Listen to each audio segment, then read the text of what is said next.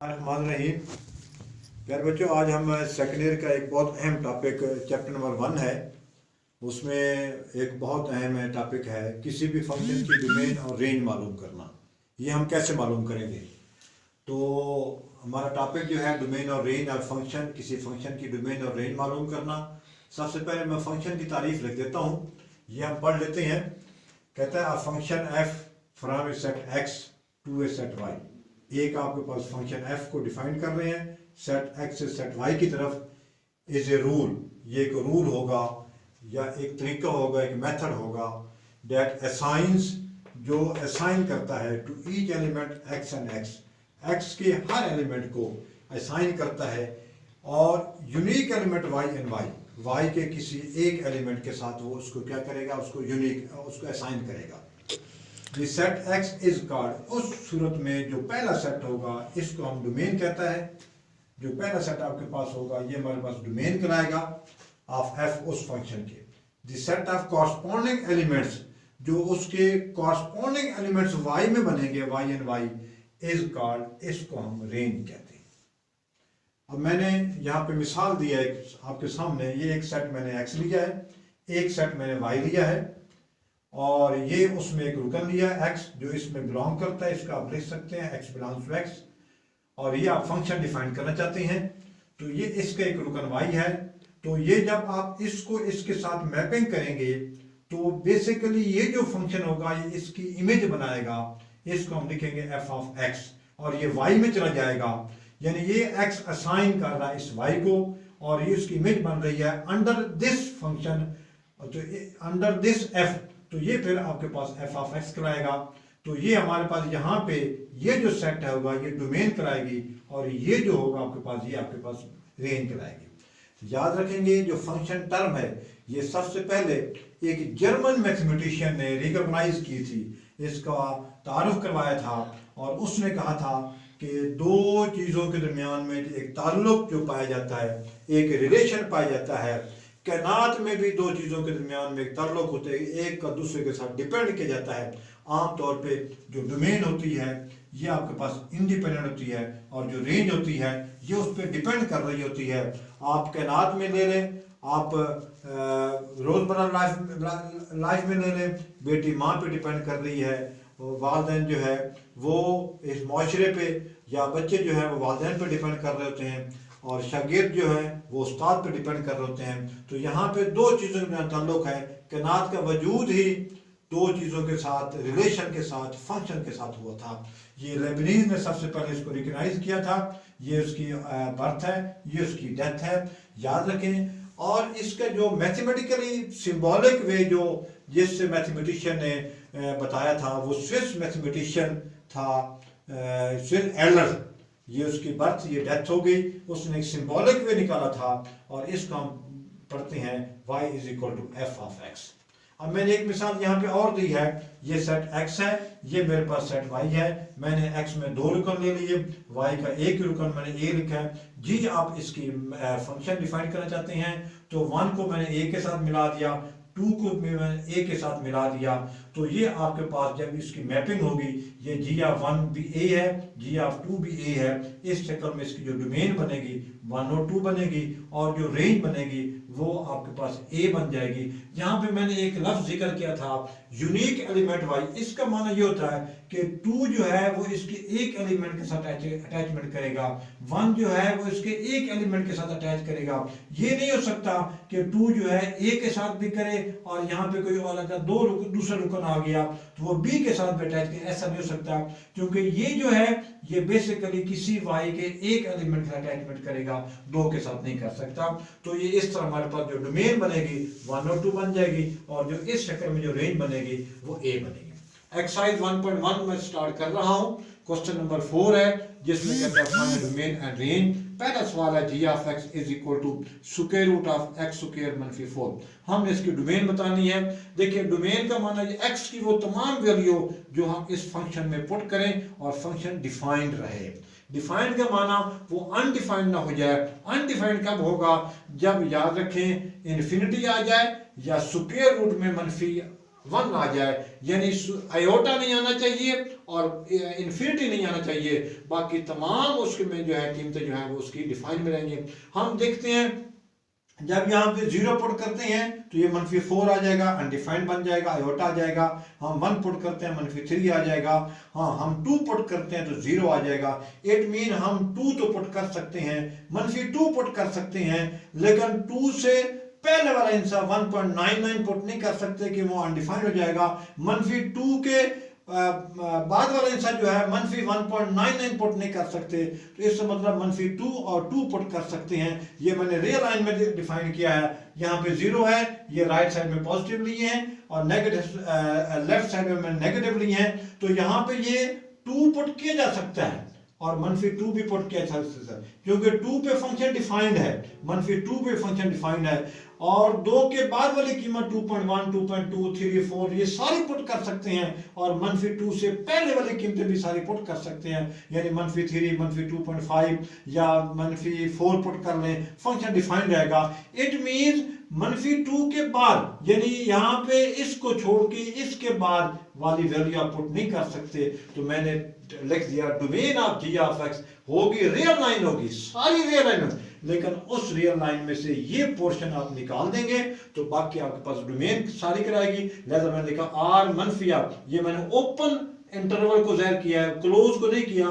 Open का माना ये बाउंड्री शामिल नहीं होगी, क्लोज में ये शामिल हो जाता है। मैंने ओपन किया यानी -2 पे फंक्शन डिफाइंड है, +2 पे फंक्शन डिफाइंड है, लिहाजा वो आ जाएगा। इट मीन ये शामिल नहीं है, इसके दरमियान वाली कीमतें सारी शामिल है, ये आपको बस डोमेन कराएगी।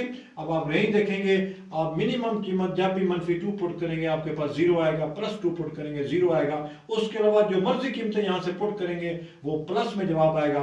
लिहाजा 0 से लेकर प्लस इन्फिनिटी से पहले वाली जितने भी वैल्यू आ सकती हैं वो आपके पास यहाँ इस फंक्शन की रेंज कराएगी। लिहाजा ये 0 शामिल होगा, लेकिन इन्फिनिटी नंबर नहीं है, ये एक सिंबल है जो किसी चीज की लामहदूदियत को ज़ाहिर करता है, उसको मैंने ओपन इंटरवल से ज़ाहिर किया और इसको क्लोज से ज़ाहिर कर दिया। ये सवाल आपका मुकम्मल होता है।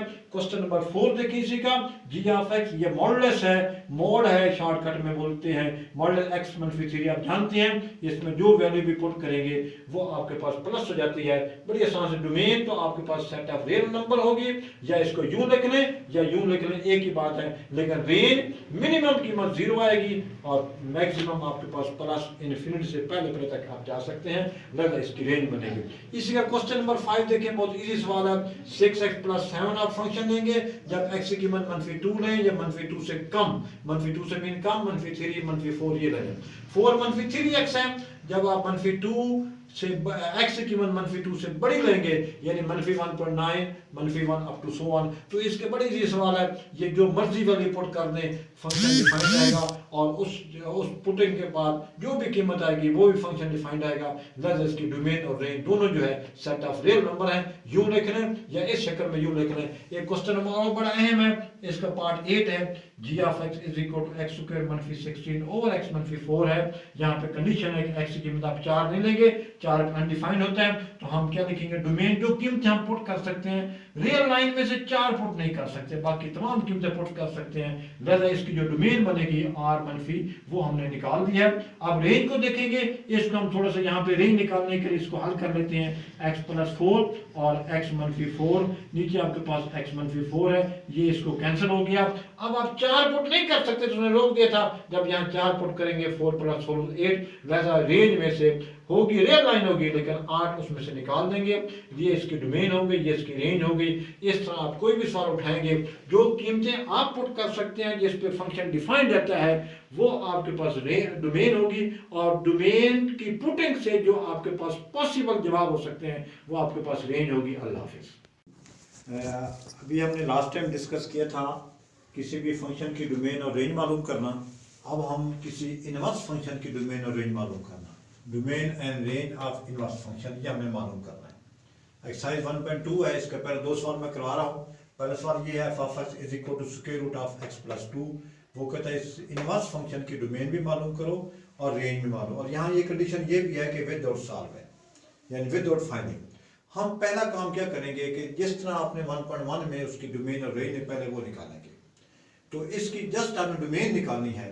तो देखेंगे आप यहाँ हम फंक्शन डिफाइन कहाँ पे रहेगा, -2 पुट कर लेंगे 0 जाएगा, -1 पुट करेंगे 1 आ जाएगा, 0 पुट करें 2 पुट करोगे। यानी इसका माना ये होगा कि जो आपके पास रियल लाइन होती है ना, वहाँ पे आप -2 पुट कर सकते हैं, -1 पुट कर सकते हैं, 0 1 अप टू सो ऑन, इधर वाली कीमतें आप सारी पुट कर सकते हैं। लेकिन लेफ्ट साइड वाली आप कीमतें -2 के बाद वाली कीमतें आप जो है ना वो पुट नहीं कर सकते। लिहाजा इसकी जो डोमेन बन जाएगी वो बन जाएगी -2 व प्लस इन्फिनिटी, -2 इसमें शामिल होगा।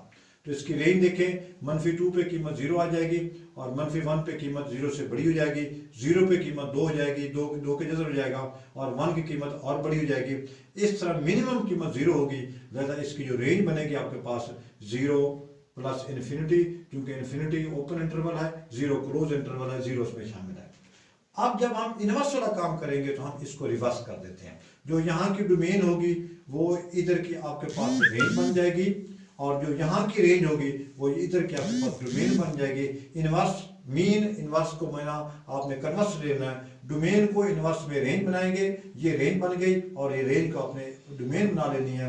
लिहाजा मैंने लिखा domain of F inverse of x ये 0 प्लस इन्फिनिटी हो गई और range of F inverse of x ये आपके पास -2 से लेकर प्लस इन्फिनिटी तक आपके पास आ जाएगी। ये इस तरह इन्वर्स निकाल लिया।